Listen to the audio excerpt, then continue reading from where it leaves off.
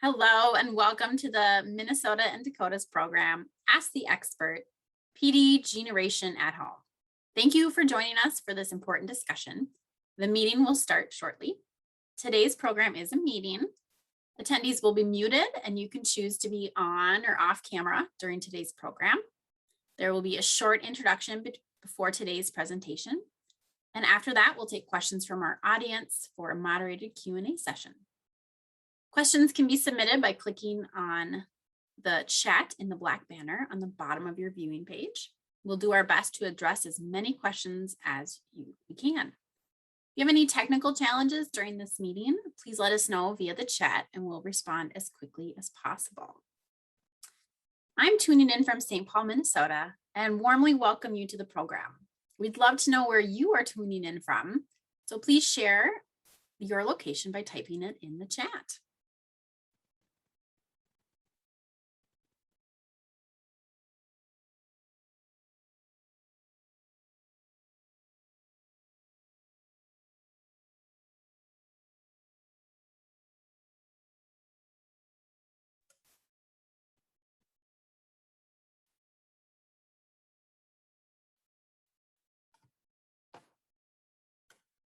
We are coast to coast this morning with viewers from San Diego, New York, Philadelphia, and Prior Lake, Minnesota,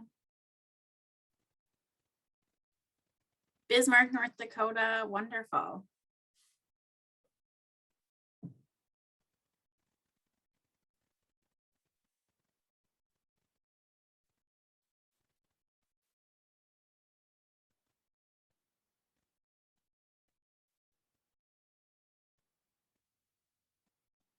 So we'll wait just a few more minutes to see who will be joining.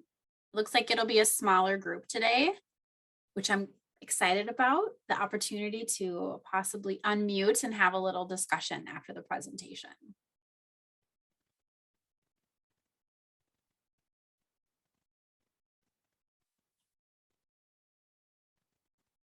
So again, if you have any questions during the program today, go ahead and write them in the chat box. If you have any technical problems, also use the chat box to let us know. And we'll get started in just the top of the hour.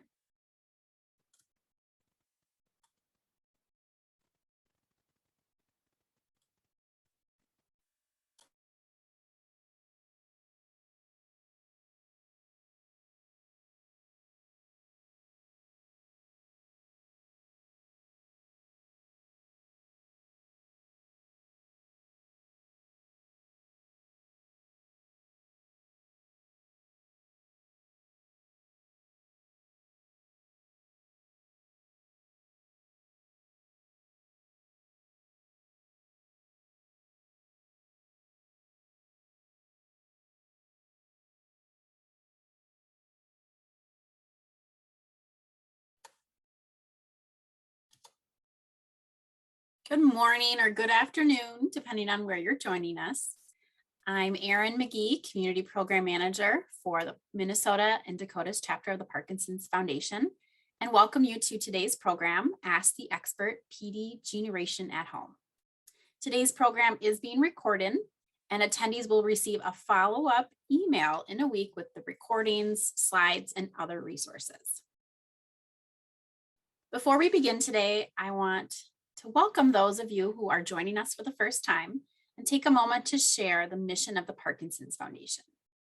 We make life better for people living with Parkinson's by improving care and advancing research toward a cure. We have everything you need to live well with Parkinson's.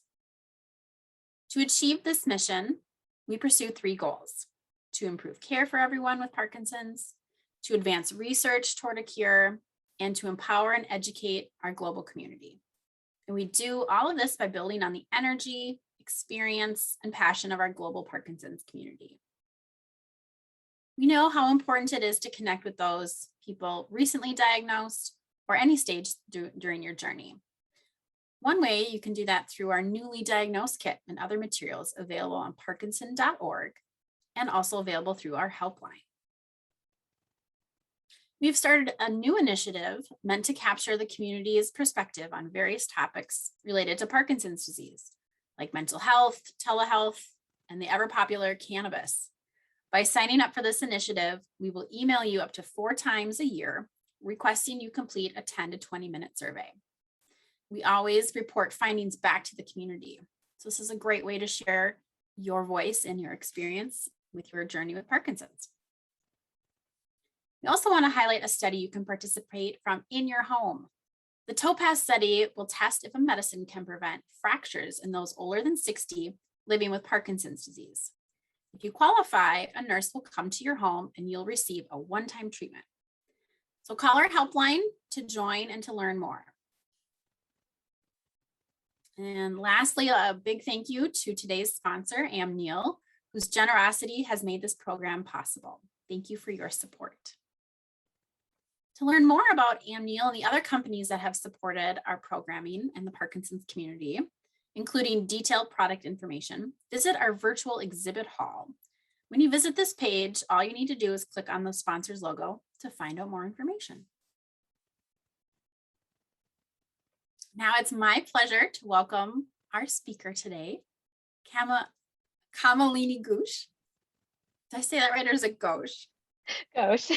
Ghosh, okay. Kamalini Ghosh. She is Associate Director in Clinical Research with the Parkinson's Foundation. She has been with the foundation for 6 months and has been working in clinical research for 5 years. She received her Master of Science in Drug Discovery and Development from Drexel University in 2015 and focused her master's thesis on the trajectory of clinical research in Parkinson's disease and its need to shift toward precision medicine. Prior to working at the foundation, Kamalini worked as a research associate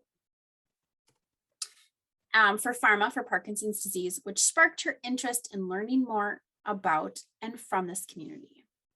So welcome, Kamalini. I am so excited to hear your presentation. Thank you so much, Erin. Thank you for the introduction. Hi, everyone. So my name is Kamalini. I'm actually going to share my screen with you. So let me get that up. All right. Oops, there we go. Can everyone see my screen now? Yes, Yep. looks Okay. good. Wonderful. So like Erin said, this is the PDGENEration research study. It's the Parkinson's Foundation's biggest push towards research and one of their first initiatives specifically for genetics within Parkinson's disease. So I just wanted to give you a taste of what this study is about, the progress that we've made so far, and then also give you some insight in how to potentially become a participant within this study.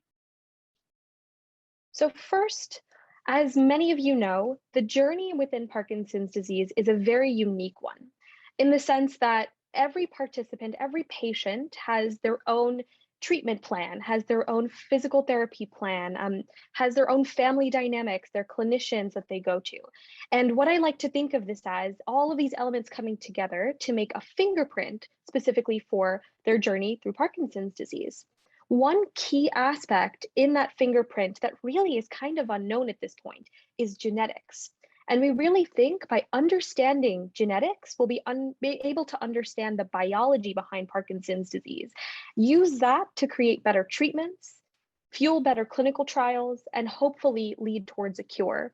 So we really want to basically take a lot of people's fingerprints, stack them one on top of the other, and see where are their gaps and where are their similarities, and use that to really fuel and push Parkinson's research forward. So I just want to give a little anecdote about the power of genetics. So here you have 2 individuals. On the left, you have Jim Fixx. He is known to be the father of the revolution of exercise within the US. He was an avid runner, very healthy, and was just really pushing forward, wanting to do physical therapy and exercise. On the other hand, you have Winston Churchill, who had a very different disposition, not as healthy. And as you can see based off the slides, Jim Fixx unfortunately died at a very young age, at age 52, while Winston Churchill died at age 90. So there were so many questions around saying, what happened? Why? What? He was so exercise forward, what happened to Jim Thick? So they actually did genetic testing on him and found that he has one particular gene that caused a very large increase in his cholesterol buildup within his body that actually ended up being the cause of his death. But there's some good news that came out of, the tragedy that was his death. Was we were able to take that gene, formulate it, see what it's causing within the body, understand the biology, and using that knowledge, we were able to create the well-known drug known as Lipitor. Lipitor is now given to many individuals who have high cholesterol, and now it's a very manageable thing. And individuals who have high cholesterol are able to live long and healthy lives. So this really shows the power that one person and one gene can have in really pushing medicine and research forward. So we think that genetics holds the promise of finding a quote unquote Lipitor for Parkinson's disease. Also, with that understanding of genetics, we're really hoping to take a lot of leaps and bounds into creating better clinical trials that are now focused on genetics. So there are a couple clinical trials out there, such as, with some of they're listed here, Biogen, Sanofi, Denali, that are doing Parkinson's related research. However, now we want to show them and tailor their research more towards genetics. And we really think by doing this, we'll be able to accelerate research, accelerate clinical trials, and not only empower clinicians, but also empower people living with Parkinson's disease. We also think by the sheer amount of research that's going to be out there, we'll find more breakthrough discoveries and of course then maximize the success of clinical research that's out there. So where does PDGENEration really fit into this? So back to the mission statement of the foundation, we want to help find a cure. That is a very big goal. So how do we accomplish this big goal? We need to create smaller intermediate goals. So one of our goals was identify what needs to be fixed. And what can we do now with that knowledge of now we have this goal, what needs to be fixed? We decided that genetics was a key component of this. And so we decided to collect genetic data, store it, de-identify it, and then pass it along to scientists so that they could better understand the biology and create better treatments. And so that is where PDGENEration came along. So now I actually want to dive into the clinical study, give you an overview of what actually is PDGENEration. So PDGENEration is a clinical research study where we are enrolling adult patients who are 18 years or older who have a confirmed diagnosis of Parkinson's disease.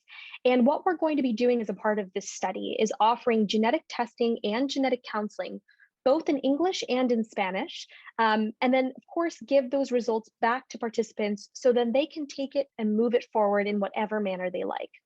We're also going to be enrolling upwards of 15,000 participants over the next 4 years, and we have several sites that are foundation affiliated medical centers who are participating in this study. So what genes are we actually testing?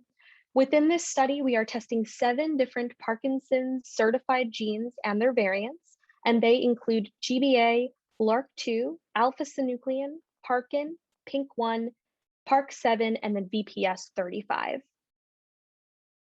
So what does it actually mean to be a participant in this study? What will it entail?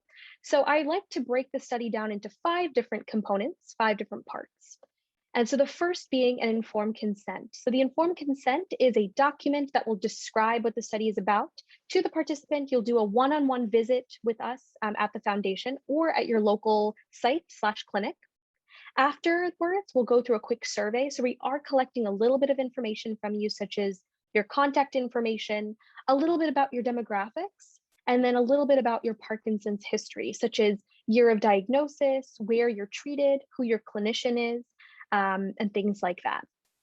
Afterwards, depending on if you are at a site or you're being consented by the foundation, you'll either go through a blood draw or a buccal swab. So a buccal swab is just a cheek cell swab kit. Afterwards, that kit will get sent to our laboratory, Fulgent Genetics. They will do the analysis, curation, basically compare your clinical exome to the 7 gene panel. And then those results will be given back to you via a genetic counselor. So the genetic counseling session is really important because it gives you the opportunity to meet with someone who understands genetics, who will be able to answer all of your questions. And then of course, guide you through potentially next steps for if involving in research, clinical research, and things like that. So I further want to break it down into how long does it take to actually go through this study. So we've broken it down into 3 different appointments. And again, these can be online or at a local site. The first appointment is 15 minutes. That's where we're going to go through the consenting document as well as that survey. Afterwards, we'll ship a buccal swab kit to your house, or you'll just do the blood draw at the site. That takes about 10 minutes. And then after your results are finalized and able to be given back to you, you'll be contacted by a genetic counselor, and you'll go through about a 30-minute to 45-minute conversation for your counseling visit. So I just wanted to quickly show you the vast reach that we've had so far with PDGENEration, specifically in terms of sites and participants. So here is listed just a few of the sites that we have that are actively recruiting for this study. Currently, we have 45 registry sites, some of which are doing telemedicine visits and some of which are doing in-person visits. And we are actually currently onboarding a lot more sites as well.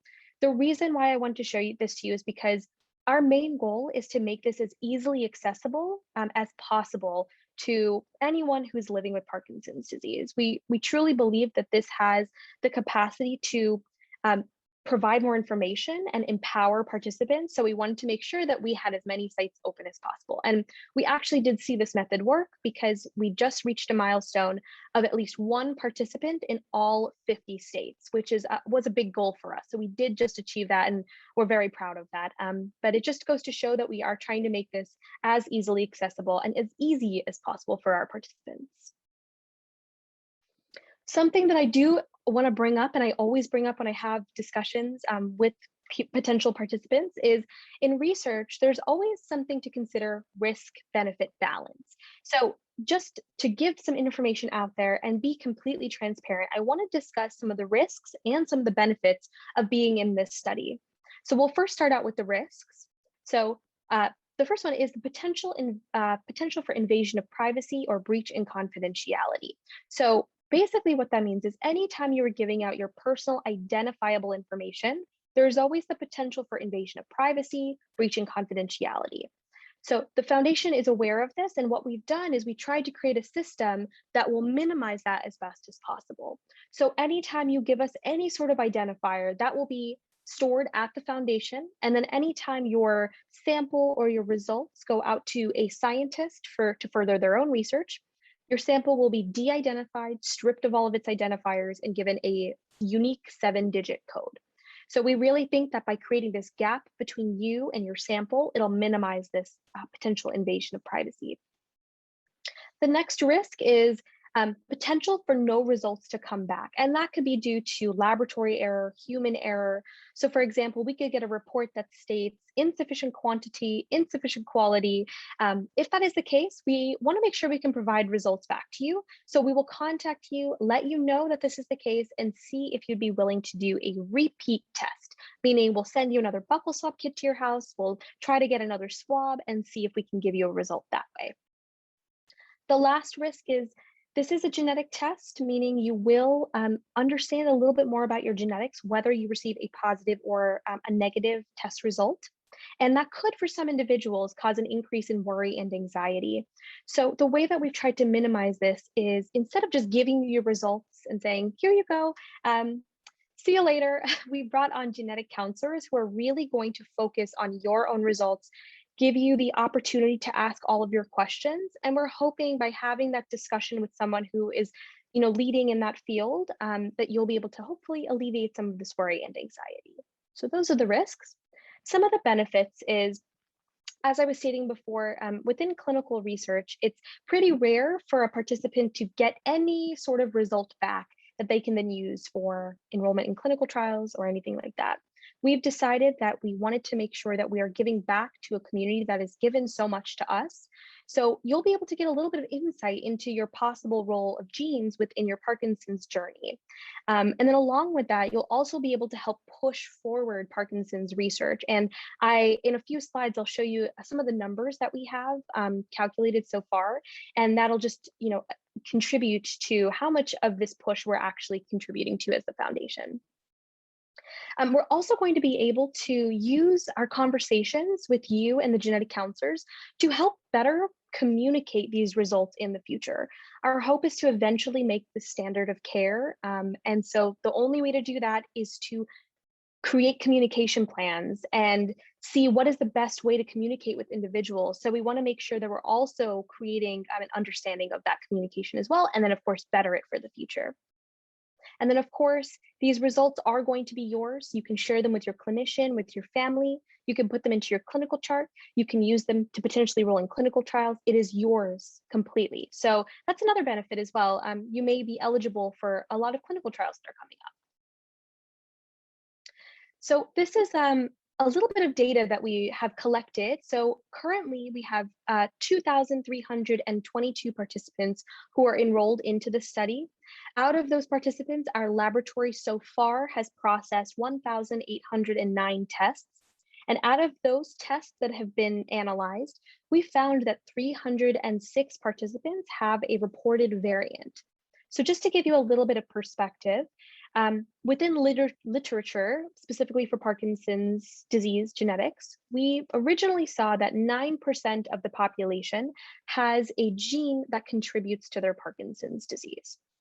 Based off of this study, we actually believe that that percentage is higher at 16.9%, which basically means that there's a lot more people out there who may have a genetic component that may, relate to their Parkinson's disease. And I think because we're testing more genes, we're making more easily accessible, we're seeing what the true value is of getting genetic testing done. So just to give you a little bit of perspective, the table on the left just details out the genes that we've looked at so far and the number of participants who actually have a variant within that gene. And then also some highlights that we've seen is, again, 45 referral sites, so we're very widespread. We've also just reached a huge milestone of engaging with 130 plus participants who identify as Hispanic or Latino, which again, that's a population that isn't very engaged within research. So we wanted to make sure that we engage them as well. So that was a big milestone for us. We also have seen that 2 in 3 of our participants are from medically underserved areas. So again, these are just things that we're very proud of. And I think telemedicine has really helped us push this forward into the community and, has allowed us to be as within the community and as accessible as possible. So now what I want to do is I want to give you a little bit of a perspective from someone who has actually been involved with this study from a participant perspective. So point of view of a care partner. So I have with me Nancy Floodberg. She is a Parkinson's advocate and care partner with her husband, John, who was diagnosed with Parkinson's disease in 2005 and Parkinson's dementia in 2014. Professionally, Nancy has been executive director of a halfway house for individuals diagnosed with mental illness, a child guidance counselor, and school psychologist. She also formed the San Diego Central County Parkinson's Support Group, which provides resources, virtual support groups, and a speaker series to help people learn to live well with Parkinson's disease. And also, her husband, John, actually enrolled and completed PDGENEration, particularly enrolled in May of this year and completed it early this summer. So now I'm going to hand it off to Nancy. Thank you so much, Nancy, for joining us and giving your perspective of PDGENEration. Thank you for asking me to join you. I'm thrilled to be here. I apologize for John not being with me. I'm actually on a little caregiver respite up in the mountains, and John is back in sunny San Diego at home. But I really appreciate the opportunity to share with you a little bit about our journey and participation in the PDGene study. Little bit of background first. In my career in education, I probably spent a total of 5 years running research. And other than a really good design for a project, you have to have subjects. If you don't have the subjects, you have no project. And so this is a wonderful opportunity to participate and to make a difference, and to be one of the subjects in a very progressive project. John has always been a very, very willing research participant. He's participated in numerous studies over the last 15 plus years. And as a third generation person with Parkinson's, 4 people within his family have had it. He's been especially interested in genetic studies, and has a son in his 50s who's now wondering, gosh, what's in the cards for me? John started with the 23andMe project when they first came out and participated in their study. And then about 2 years ago, his movement disorder specialist, who heads up a Center of Excellence at UCSD in San Diego, said, hey, John, would you like to participate in the PDGENEration study? And John immediately said yes, and was one of the very first people to sign up.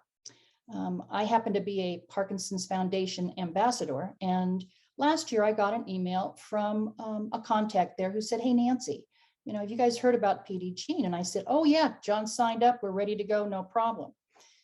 Time passed, and now it's the beginning of this year, and John was at a live appointment with his movement disorder specialist. And I said, hey, what's happening with the study? John signed up, but we haven't heard anything. And someone stepped out of the room, and then they came back in and they said, oh, well, we're really sorry, but in the live office visit, one of the requirements is that you take a very brief cognitive assessment. And since John has Parkinson's dementia, he can't participate in that. So I'm thinking, oh my gosh, I guess maybe we can't do this after all. So I reached out to my contact at the foundation, and within 20 minutes, she was back to me and she said, well, we've got the PDGENEration Light study. John's welcome to participate in that if you'd like to sign up. And I talked to John, and yep, absolutely. And so Kamalini then reached out to us in an initial call, and then in an initial Zoom meeting, just to go over what participation meant. I will say that the study is beautifully designed. It's extremely easy to participate in, and they provide excellent, excellent support. So I'm going to take you through just briefly the steps that we were involved in for John's participation. We met with Kamalini via Zoom on our computer in a prearranged appointment. And that was strictly just to introduce us to the project and what it would entail. The second step was we received a kit in the mail, a collection kit. And then we had an appointment again via Zoom with Kamalini, where we opened up the kit. She took us through each part.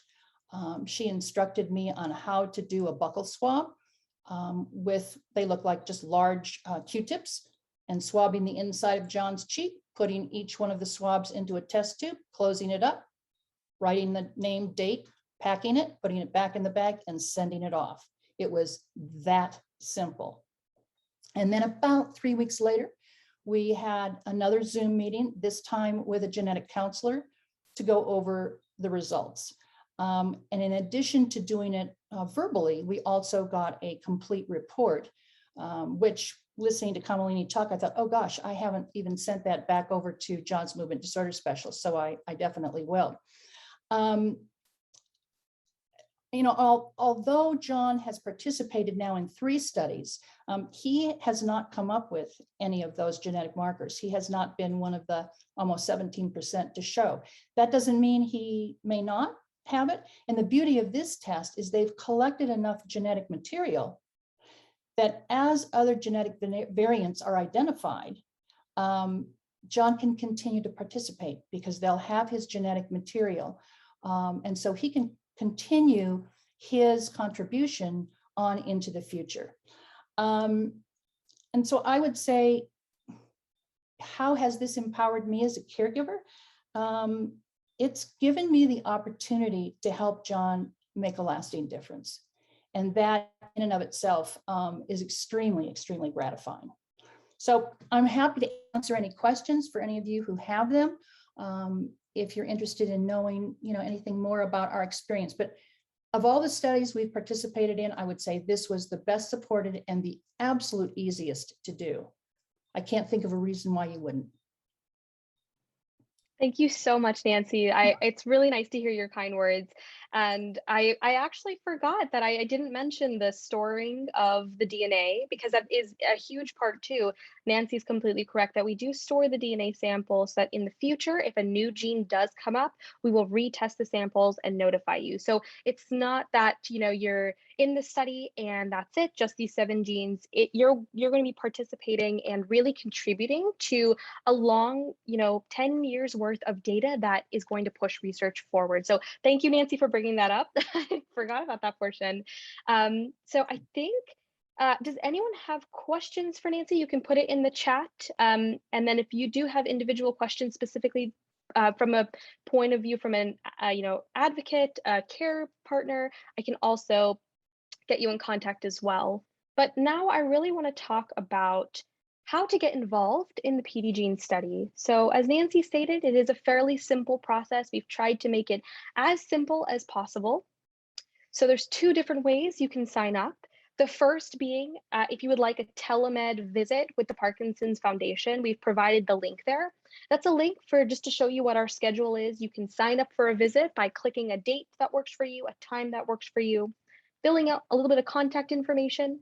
And then once you submit that, you'll receive a Zoom link and you'll just meet us at that Zoom link on the day and time that you picked.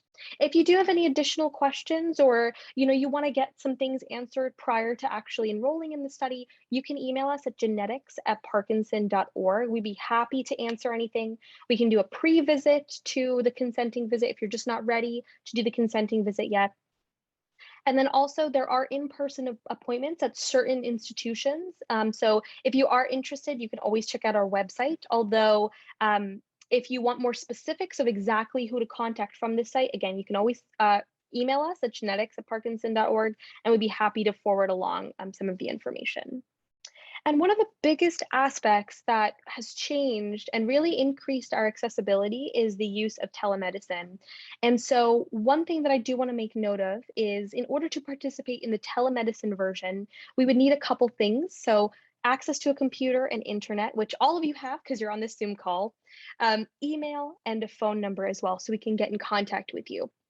And of course, with telemedicine, that means you can get your family involved as well. So you can consider having your loved ones join the call with us. We'd be happy to welcome them as well as a part of your journey through the study. And like I said, any questions, feel free to reach out to us at the email, at our website, or of course, you can always call the helpline. Thank you so much.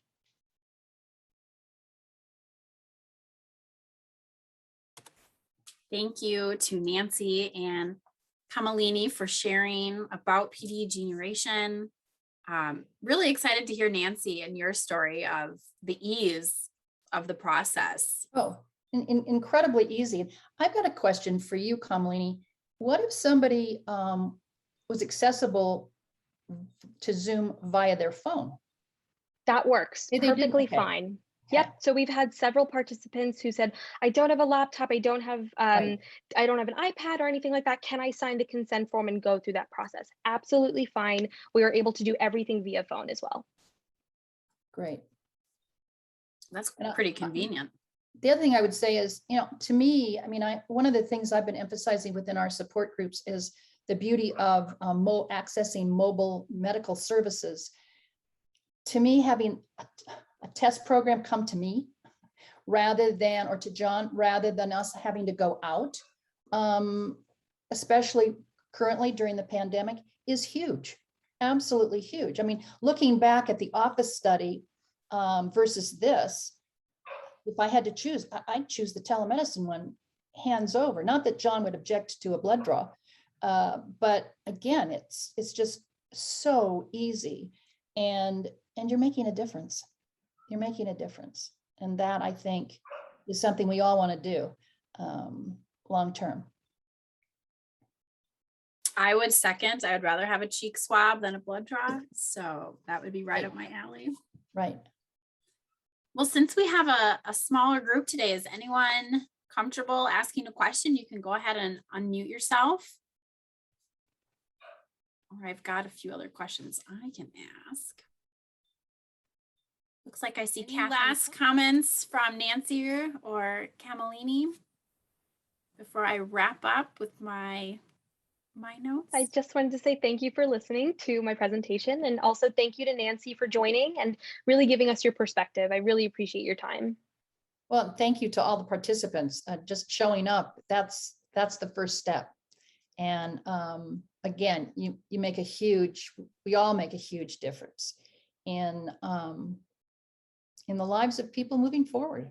So thank you. Thank you, Nancy. That's such a nice way to conclude our program. So thank you to both of you for sharing your time today. And again, thank you to all of you who are able to join us for today's program. If we weren't able to, answer your question or something came up later, make sure you can always reach out to our helpline. We'd also love to have your feedback after today's program by completing the survey that will be emailed. We'd love to hear how things are at the time of the day, length of program, to help us plan for future programs. And a reminder to watch for this email coming in a week, because it's going to contain lots of good things like the recording, the slides, and that link to the calendar. Again, a thank you to our sponsor, Amneal, for supporting today's webinar. And then lastly, we want to make sure that you know about some of our virtual programming through our weekly program called PD Health at Home. We have Monday, Wednesday, Friday. And I'm very excited for our upcoming program on Wednesday, a special screening of the film Spark with Robin Williams' battle with Lewy body dementia. So to learn more, visit parkinson.org/pdhealth. And lastly, know that you are not alone. We are here for you, and we're so glad that you joined us today. If you have any questions, please reach out to our helpline at 1-800-4PD-INFO or email the helpline at helpline@parkinson.com. You can also use that same way to order free resources like our hospital safety kit. All right, well, thank you so much and have a great afternoon.